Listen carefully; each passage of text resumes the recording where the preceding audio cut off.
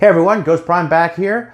So I know it's been a little while since I've seen you, but that will change. It's been a transition in getting the whole and having the whole family home all the time.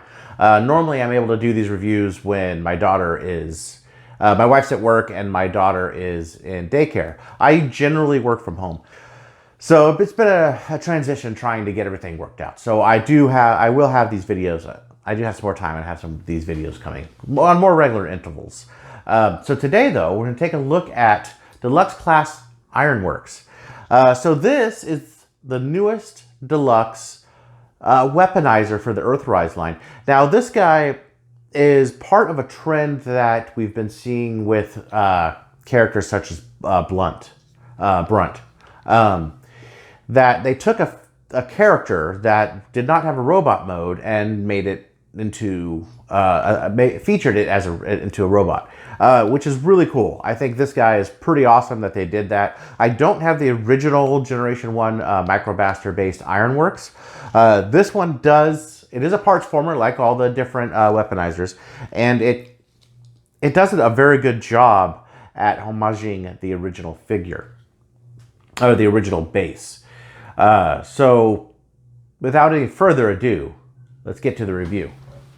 All right, as always, let's start out with the packaging. So just to go over the packaging real quick, comes in a standard Deluxe Earthrise box with the nice blue tint. On the side, you see him not in his robot mode, but you see him in his little construction yard mode.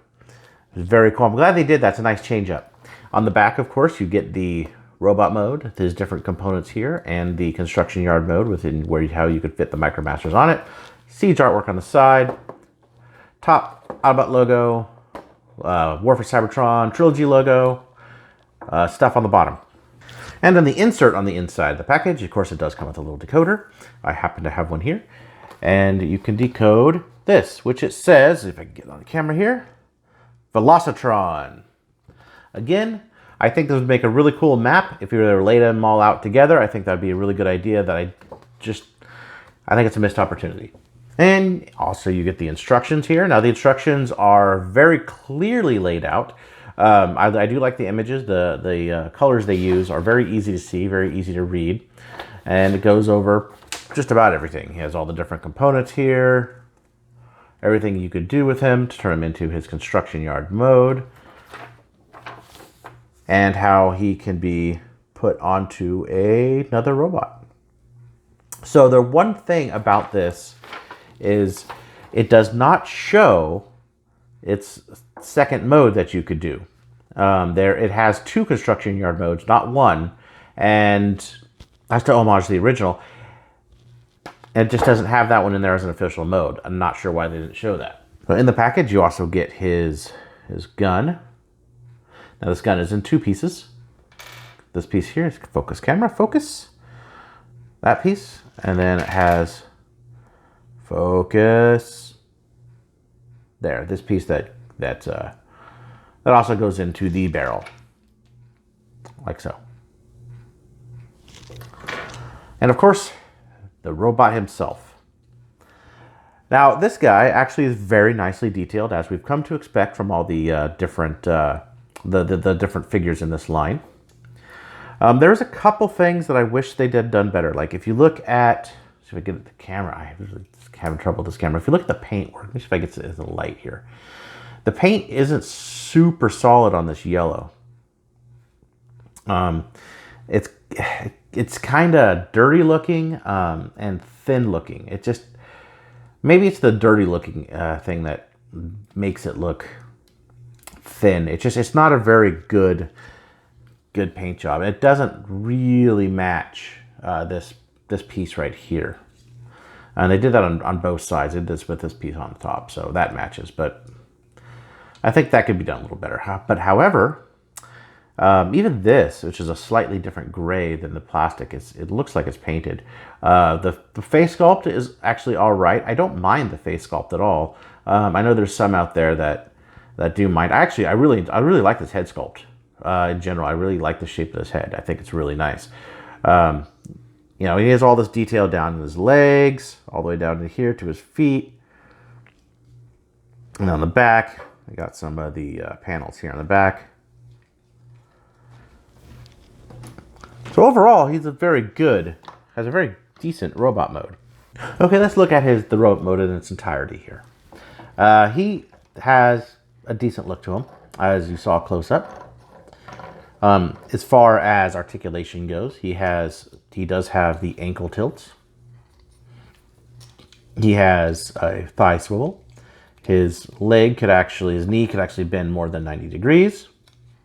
His hip can go all the way around, out, actually probably a little further up like that. He could really, really kick really high.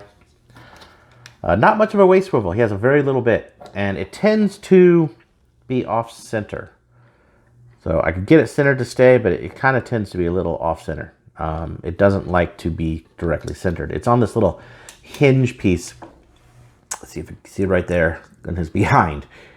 So that's why you can't get a waist swivel on it. He does have, let's see if I can get the camera up a little bit better. As far as head articulation goes, it is on a ball joint, but you get a little bit of inquisitive looks, all 360. That's about all the movement you get out of it. 360 the arm. He does have a bicep swivel, and he has a fully folding elbow right there on his left arm. On his right arm, it's only 90 degrees, and it's not quite hinged in the middle, which to me looks kind of weird. His shoulders do go out like that on both sides. So you can get some okay poses out of him. It's not too terrible. He's pretty standard articulation. He does not have a wrist swivel. He doesn't even have much of a free wrist at all. It's actually connected to this piece as one solid chunk of plastic right there. But I said before, he is a deluxe, so let's get into some comparisons. So here he is with his Wavemate Wheeljack. As you can see, he actually comes a little taller than Wheeljack. So it actually has a decent size to him for deluxe. And here he is next to Deluxe Cliff Jumper. It's just tiny, but that's Deluxe Cliff Jumper. And for Voyager class Starscream. Now I do unfortunately not have the original Ironworks to show. I wish I did. It's one of those figures that there's a lot of Generation 1s I'm missing, but it's one of them. So let's get into some of the things you could do with him. He does come with his gun. Now, like I said before, his gun is in 2 pieces. And so you could do a bunch of different things with him. You could have his gun pointed right there in his hand, and then his other gun could peg into these port here. So kind of have a dual wielding guns. It does look sort of weird with a hook hand and this on top. It looks a little better if you take this out, stick it there like that. Still kind of weird with the hook hand though. The hook hand's kind of neat. I do enjoy the hook hand. What I would like, so the hook actually comes out. And I do like to do is I'd like to do this. So you can put his gun like that as well. There's a lot of different ports on him. He's got ports here. As you see the port right there. Of course, the fist here, on each one of these ramps, and on the bottoms of his feet. So you could get a lot of different little positions for this thing. You could do this, so he could have that, and then arm him up like that. So there's options here, which is really nice. It's still really cool that you could do a lot of these different things. Now, as said before, he is a parts former, so meaning he does come off. All the parts come off him. His arms pop off here, legs pop off here, which is very similar to most of these weaponizer figures. He has an extra piece here on the back, pops off, or 2 pieces, I guess, to pop off because he has his waist that pops off, and you're left with. So here you have all his pieces. You have the 2 legs, you have the torso piece, arm, the waist piece. Nope. This is his left arm. So let's take his left arm and you want to fold it in. There's a peg here and a peg hole here. Fold it in like so. Have this piece like this. And you want this piece here, shoulder piece, pointed out to have these two pegs. And his leg piece, both of them move like this. So you move his thigh into the back of the leg. And this will be one of the pieces. So this gets pointed out like that. So his legs go both like this. So you have both these knee pieces with these two little peg holes here like this, pointed outward. And now they don't connect, but what you do is you take this piece and you peg it into each one of the knee holes. So you have a platform that looks like this. Then you take one of the pieces here, which is the ramp piece, and that connects like so into there. It's a very secure connection. So what you have is this so far. Then you want to take his waist piece here. And what I like to do is I like to move his hips back in like that. So what it does is it connects directly here. So in order to have it fit correctly, you're going to need to put the waist piece towards this area here of the foot. So it actually can, or the leg, that way it could actually fit on there nicely. And peg it directly all the way in there. It's a really tight fit. So you have this piece right here. And you want to take the torso, turn his head all the way around, push it down, take the other arm, peg the, oh yes, this little peg right here up, goes upside down like this. Oh. So you see this little peg, like that. Then you take this hole, like so, turn this around, move it up just a little bit. It's not a super tight peg right here, at least not on mine. Your experience may vary. See how there's a peg here and this hole, it just pegs in just the one. So what you have on the underside is just kind of floating here. But it holds pretty well. So you have the crane and then the weapon, which could go on top or really anywhere you want it. The instructions show it like so.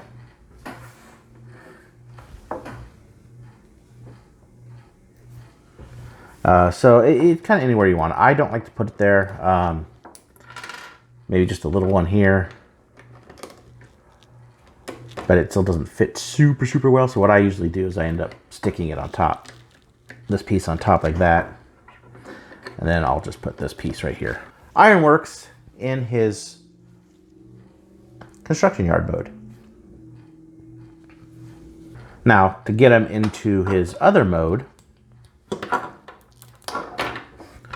put his gun back together just so it don't lose the pieces. Which it's interesting that they don't show this in the instructions, since one of the whole features of the other mode is this here, right? You could totally do this. Now, the legs go on the inside. Get that done.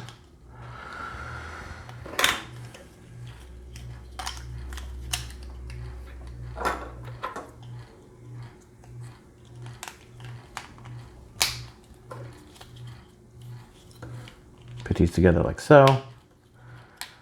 So you have something that looks like this, right? So you have that piece in the middle there, something that looks like that. So then this piece, his waist piece, you snap on upside down to the right there like that. And then you take this top piece, you take those two pegs right there, and they peg into the bottom of the feet.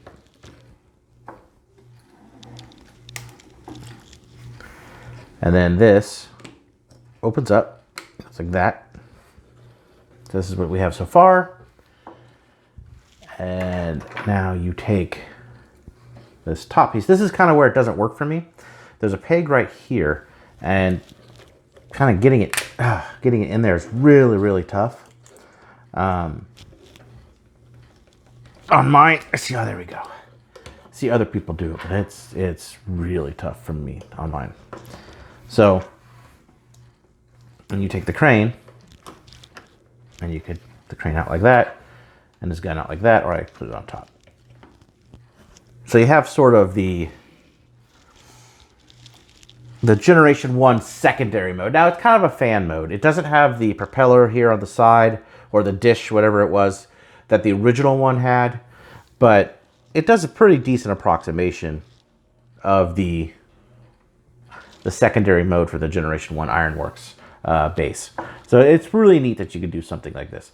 Now, as said, this also becomes armor for a multitude or any of the Siege or Earthrise figures that you would like it to. Now, it's the mode that I think that does the worst. Okay, guys, please excuse this. I just went all through this and my camera wasn't recording.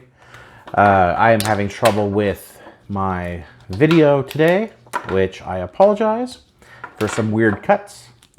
So let me redo what I just did. So once you get Ironworks all back apart into pieces, you could actually turn this guy into a armor for, say, Wheeljack. And Wheeljack is actually shown in the instructions for this. So the first thing we want to do is take the legs from Ironworks, take his panels and fold them up, revealing this peg here that will actually peg into the bottom of the feet on Wheeljack. So, oh, that's actually a nice snug fit. And then move the panel up as a shin armor piece. And you do that for either foot. So he's taller. Set him aside for a second. This piece here, which is the torso, main torso body of Ironworks, you want to move the crane back out if you didn't already have it back out. And then you want to take this peg here, fold it out, so it's kind of like this. And what that does is it pegs onto his arm via this little peg hole here, like that. So he has kind of an extra appendage. And then you want to take the one of the arms from Ironworks here, which is this, and you kind of want to move it like that, sort of like in an L shape. And what that does, so the shoulder piece here connects into the peg hole on the back, right, like that. And then you take the crane piece, and the crane goes on top on the peg, so it kind of goes over the shoulder like that. And then you take the waist piece here, you want to move one of these out. And what that does is, well, it's be easier to do it this way. You take these two pieces here and combine them together. So you have this big long thing, but this is like a shoulder shield. Peg that in there. And then the gun goes on top of the crane, like so. Oh, and he likes to fall backwards. So here's what you have as the armor mode. Now this is the weakest link for me, I think. But like I said, you could get more of these pieces. You could get a ton. You could make a giant construction yard if you got like 6 or 7 of these guys. Troop building, honestly, on these weaponizers is very cool to do. It doesn't look super bad. It does an okay job as an armor. The best being the feet, maybe this little section for the crane on the other side. Kind of looks like he's going to do some construction work instead of going into battle. But either way, it's still kind of cool thing to do if you want to do it. It's really nice if you want to display them this way, or if you want to have maybe a couple of them displayed with it on top of the figures. There's a lot of options you could do with these guys, including troop building. So for some final thoughts on this guy. So that was Earthrise Deluxe class Ironworks. This guy is really cool. I definitely did not expect it to be as cool as it is. It exceeded my expectations. Now there's a couple things that I'm not super fond of, but overall I really, really enjoy the figure. I don't like how his waist kind of likes to stay crooked. It's super minor though. I think this guy's a really good addition to your collection, especially if you're collecting the Micromasters. He is very cool and a great homage to the original. Kind of all around, I think they knocked it out of the park with this guy. I do wish he combined a little better, like the weaponizers. Some of the weaponizers look really, really cool together on another robot. This one, I think, doesn't, but one of the benefits is you could get 2 or 3 of these guys and build a bigger base, which is really cool. And he connects to a lot of the other figures of the line, like Hoist. So through these connections, and also Omega Supreme. So he's a very good figure, and I definitely recommend picking him up if you see him in the stores or can order him through one of the various online resellers if you're staying away from stores right now, which I completely understand. I'm getting everything delivered.